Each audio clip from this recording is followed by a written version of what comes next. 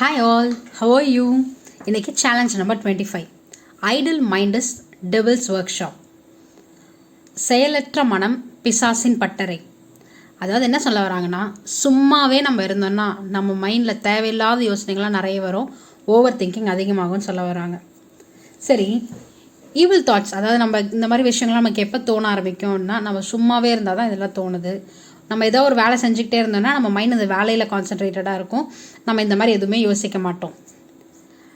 நம்ம மைண்ட் ஏன் ஐடிலாக இருக்குது, நம்ம ஏன் சும்மாவே இருக்கோம் அப்படின்னு பார்த்தீங்கன்னா, நமக்கு நிறைய ஃப்ரீ டைம் இருக்குது, அதனால சும்மா இருக்கும். எதுவுமே கோல் இல்லை, ஒரு பர்பஸ் இருந்தால் தான் இதை நோக்கி ஓடணும்னு நம்ம அதை பற்றி யோசிப்போம். எதுவுமே இல்லாமல் சும்மா வாழ்ந்தோ இருந்தோன்ற மாதிரி இருந்தோம்னாலும் நம்ம மைண்டு ஐடிலாக தான் இருக்கும். சரியான ஸ்லீப்பிங் ஹேபிட் இல்லைனாலுமே நம்ம மைண்ட் ஐடிலாக இருக்கும், ஒரு மாதிரி டிஸ்டர்ப்டாக இருப்போம். சோஷியல் இன்ட்ராக்ஷன், இப்போ நம்ம தனிமையில் நிறைய டைம் ஸ்பெண்ட் பண்ணோம்னா அந்த மாதிரி நம்ம மைண்ட் ரொம்ப ஐடிலாக இருக்கும். நம்ம நிறைய பேர் கூட பேசிகிட்டு இருந்தோம்னா டைம் ஓடுறதே தெரியாது, அப்படியே என்ஜாய் பண்ணிவிட்டு அப்படியே போயிடுவோம்.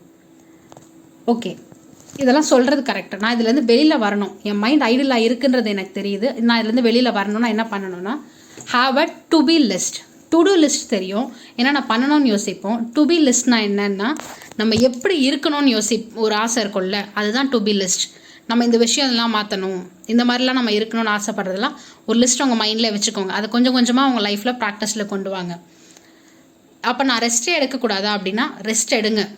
ஒரு 5 மினிட்ஸ் எதுவுமே பண்ணாமல் சும்மாவே இருந்து பாருங்கள், ஒரே ஒரு 5 மினிட்ஸ் ரிலாக்ஸ்டாக ஃபீல் பண்ணுவீங்க. அதுக்கப்புறம் உங்களோட ஒர்க்கை நீங்கள் கண்டினியூ பண்ண ஆரம்பிச்சிடுங்க. ஃப்ரீ டைமில் அப்போ நான் என்ன பண்ணணும்னா, மைண்ட்ஃபுல் ஆக்டிவிட்டி தான் கொடுங்க. லைக் ஏதோ ஒரு ட்ராயிங் பண்ணுறதோ, ஏதோ ஒரு உங்களோட திறமை வளர்த்துக்கிற மாதிரி ஏதோ ஒரு ஆக்டிவிட்டி பண்ணுங்கள். செல்ஃப் கேர் பண்ணுங்கள்.